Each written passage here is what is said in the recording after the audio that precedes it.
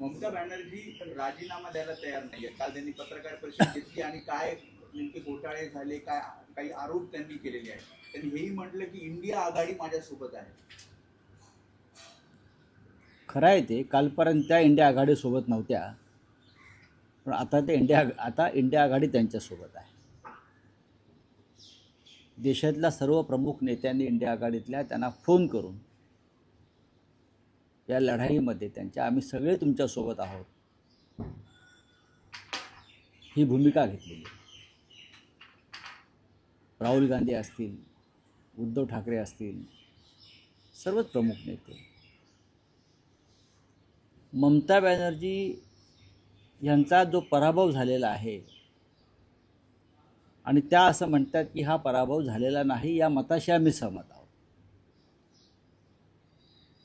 ज्या पद्धतीनं पश्चिम बंगालमध्ये मोदी आणि अमित शहा यांनी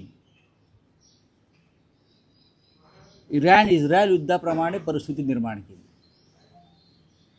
सैन्य, दहशत, आर्थिक दहशतवाद, अफवा, संपूर्ण सरकार कलकत्त्यात बसलं केंद्राचं, मतदार याद्यांतून नावं वगळली लाखो, आणि अशा पद्धतीनं ममता बॅनर्जी यांचा पराभव यावेळेला करून दाखवायचाच या एका जिद्दीनं आणि किंवा ईर्षेनं, द्वेषानं ही निवडणूक लढवून ममता बॅनर्जी यांना सत्तेत येण्यापासून रोखलं. त्या जिंकलेल्याच आहे, ते खरं आहे.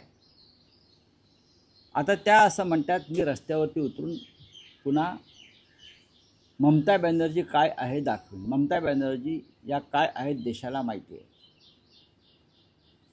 त्यांनी असे सांगितले मी राजीनामा देणार नाही, कारण मी विजयी झालेले आहे. मी राजीनामा देणार नाही हा त्यांच्या आंदोलनाचाच एक भाग आहे. सरकारविरोधी, निवडणूक आयोगाविरोधी किंवा लोकशाही विरोधी ज्या कृत्यांची मालिका तिकडे झाली त्या विरोधामध्ये मी राजीनामा देणार नाही हा त्यांच्या आंदोलनाचा एक भाग समजून घेतला पाहिजे. हे त्यांचं एक आंदोलन आहे आणि त्या आंदोलनाला आता काय दिशा मिळते पाहावं लागेल. उद्धव ठाकरेंचा फोन त्यांना आला असं त्या काल पत्रकारांनी. हो, त्यांची नाही, उद्धव ठाकरे यांची भूमिका तीच आहे की आम्ही सगळे या लढाईत तुमच्यासोबत आहोत. मी मगाशी म्हणालो की आम्ही सगळे लढाईत तुमच्यासोबत आहोत आणि देशातल्या बहुतेक सर्व इंडिया आघाडीच्या नेत्यांनी त्यांना तशा प्रकारचा दूरध्वनी करून त्यांना पाठिंबा दिला. इंडिया आघाडीची विस्कटलेली ही सगळी घडी होती. तुम्ही सुद्धा काही दिवसांपूर्वी म्हणाला होतात की इंडिया आघाडीची बैठक झाली पाहिजे, हे उद्धव ठाकरे तुमचं म्हणणं तुम्ही मांडलं होतं. आता या सगळ्या पराभवानंतर इंडिया आघाडीत पुन्हा एक येते किंवा हा पराभव आता कारणीभूत ठरतो इंडिया आघाडीला एक येण्यासाठी किंवा तशा प्रकारची जर आम्हाला लढायचं असेल या हुकुमशाही विरुद्ध किंवा निवडणूक आयोगाच्या पक्षपाती धोरणाविरुद्ध किंवा ज्या पद्धतीनं निवडणूक आयोग हा सत्ताधारी पक्षाचा गुलाम झाला आहे, त्याच्यामुळे विरोधी पक्षांना यापुढे निवडणूक लढवायच्या की नाही ती भूमिका घ्यावी लागेल, ठरवावं लागेल. आणि हे जर आम्हाला देशामध्ये चित्र उभं करायचं असेल तर आम्हाला विरोधी पक्षाला एकत्र यावं लागेल. इतकंच नव्हे, सत्ताधारी पक्षामध्ये सुद्धा असे काही लोक आहेत की त्यांनाही लोकशाहीचं हे पतन पटत नाही आहे. त्यांनासुद्धा आम्हाला आवाहन करावं लागेल की देश संकटात आहे. माझा प्रश्न पूर्ण होऊ द्या, उत्तर पूर्ण होऊ द्या. जसं इंदिरा गांधींची आणीबाणी काही लोकांना मान्य नव्हती आणि त्या विरोधामध्ये जगजीवनराम असतील, हेमावती नंदन बहुगुणा असतील, असे अनेक प्रमुख लोक त्यावेळेला जनता पक्षाच्या प्रवाहात सामील झाले आणि हुकुमशाही विरुद्ध लढले. असे काही लोक आजही सत्ताधारी पक्षामध्ये आहेत की त्यांना असं वाटतं की ज्या पद्धतीने देश पुढे निघालेला आहे हे योग्य नाही. अशा लोकांना सुद्धा इंडिया आघाडीतर्फे आवाहन केलं जाईल. आता या पराभवानंतर एकी राहील असं वाटतं का? इंडिया हे नाव दिलेले नितीश कुमार तुमच्या सोबत नाहीत. नाही बघा, पुढे काय होईल? नाही, असं आहे की नितीश कुमार हे पहिल्यापासूनच भरकटलेले होते. नितीश कुमार कधीच कुठे स्थिर नव्हते. नितीश कुमार यांचं मानसिक संतुलन किती बिघडलेलं आहे हे आपण पाहत असता. त्याच्यामुळे नितीश कुमार जाणार हे ममता बॅनर्जी पहिल्याच बैठकीत सांगत होते. हे पण तुम्हाला मी सांगतो. जी पाटण्यामध्ये पहिली बैठक झाली पहिली बैठक पाटण्यात झाली तेव्हा इंडिया आघाडीचा समन्वयक म्हणजे कन्व्हेनर नेमावा आणि तो नितीश कुमारना नेमावा असा काही लोकांचा प्रस्ताव होता. पण तेव्हाही ममता बॅनर्जी म्हणाल्या ये नहीं रहेगा, ये जाने वाले है, उनका डील हो गया है, आणि ते गेले. ममता बॅनर्जी सुद्धा राज्यापासून दूर गेल्या, इंडिया आघाडीपासून दूर गेल्या. विधानसभा लोकसभेला सुद्धा त्यांनी स्वबळाचा नारा दिला राहुल गांधींच्या हो, विरोधात. पण त्यांनी भारतीय जनता पक्षाबरोबर हात मिळवणी केली नाही ना. पण ते चुकलं का ममता बॅनर्जी? नाही, आता त्यांनी त्यांना इंडिया आघाडी आठवते. नाही, बरोबर आहे तुमचं म्हणणं की मी कालही म्हणालो की शेवटी मोठा नेता राज्यातला असतो, त्यांनी काही गोष्टी समजून घेतल्या पाहिजे. काँग्रेस पक्षसुद्धा कधी काळी पश्चिम बंगालमध्ये सत्तेवर होता. त्यांचे मुख्यमंत्री त्या भागात झालेले आहेत, पश्चिम बंगालला झालेले आहेत. प्रणव मुखर्जी हे पश्चिम बंगालचे जे देशाचे राष्ट्रपती झाले. त्याच्यामुळे काँग्रेसला सुद्धा जर सांभाळून घेता आलं असतं तर चित्र वेगळं दिसलं असतं. पण आता इंडिया आघाडी एकत्र यावी यासाठी मोठे नेते आव्हान करणार आहेत, काही स्ट्रॅटेजी केलेलं आहे, सगळ्यांना आवाहन केलेलं आहे आणि सगळे एकमेकांच्या संपर्कात आहे. शरद पवारांची भूमिका अजून समोर नाही आलेली इंडिया आरोप आघाडीबाबत. केलेला हा? आहे. तमिळनाडूमध्ये डीएमकेने काँग्रेसवर आरोप केलेला आहे की तिथे निवडणुकीत काँग्रेसचा पाठिंबा मिळाला नाही, काँग्रेसने टीव्हीकेला मदत केली आणि कुठेतरी विश्वास घातला. ना, हा त्यांचा अंतर्गत विषय आहे, ते बोलतील.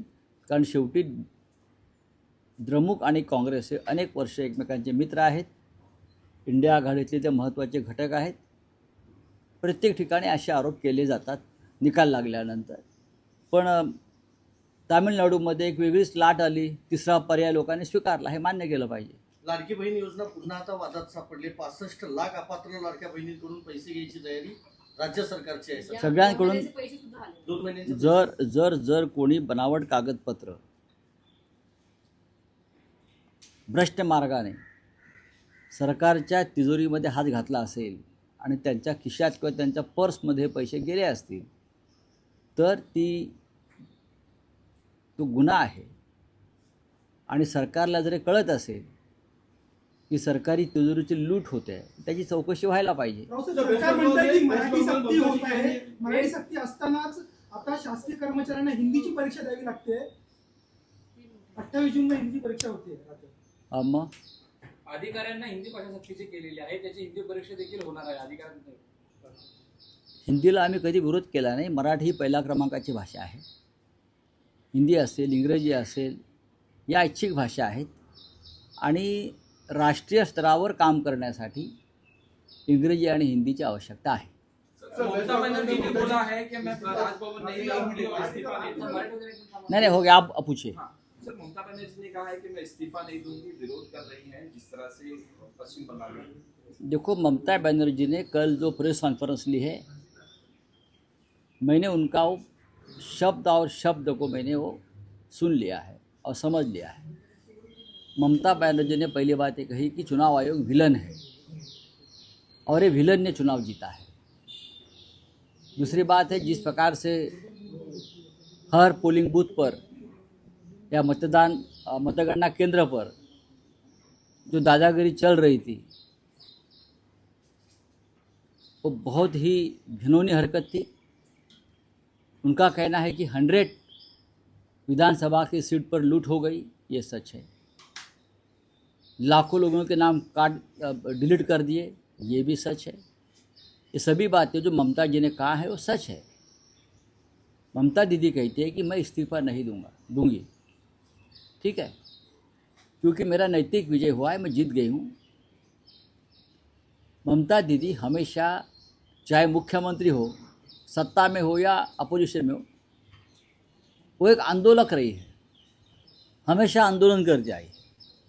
मुख्यमंत्री होते हुए भी बहुत बार सड़क पर ईडी के खिलाफ, केंद्र सरकार के खिलाफ आंदोलन किया है ममता दीदी ने. वो देखना चाहिए हम लोगों को. अगर ममता दीदी ने कहा है कि मैं मुख्यमंत्री पद का इस्तीफ़ा नहीं दूंगी क्योंकि मैं हारी नहीं हूँ, तो मैं मानता हूँ ये ममता दीदी का आंदोलन का एक भाग है. एक आंदोलन है, एक निषेध है सरकार की रवैये का. यह आंदोलन है और यह आंदोलन होना चाहिए. सर, उद्धव जी की बात में नारा लगाया था इंडिया ने, ममता एकला चलो ममता बनर्जी ने लगाया था. हाँ, क्या आपकी बात पूरी हो? बात हुई ममता बनर्जी से. जी हाँ, उद्धव ठाकरे जी ने उनके साथ बात की है, राहुल गांधी जी ने भी की है. मैंने देखा और भी इंडिया ब्लॉक के बहुत से नेता हैं हमको अब संघर्ष अधिक तीव्र करना पड़ेगा, अधिक जोरदार करना पड़ेगा और हम करने को तैयार हैं। डीएमके कह रही है कि टीवीके को सपोर्ट किया है कांग्रेस ने। देखिए, जब एक आंधी आती है किसी तीसरी पार्टी की, तो इस प्रकार की बातें, जो ओरिजिनल वोटर होता है वो यहाँ वहाँ सरक जाता है, हिलता है। प्रमुख तमिलनाडु में यही हुआ है। ममता बनर्जी कह रही है कि मेरे साथ इंडिया अलायंस है और पूरा। देखिए, ममता जी के साथ इंडिया अलायंस हमेशा है और हमेशा रहेगा। राहुल जी ने भी कहा है, कल मैंने पढ़ा, अभी सुना है कि अगर किसी को आनंद हो रहा है कि ममता दीदी हार गई, तो ये आनंद मत व्यक्त करो, ये देश की हार है, लोकतंत्र की हार है। बलात्कारी कांबळे याला फाशीची शिक्षा होती।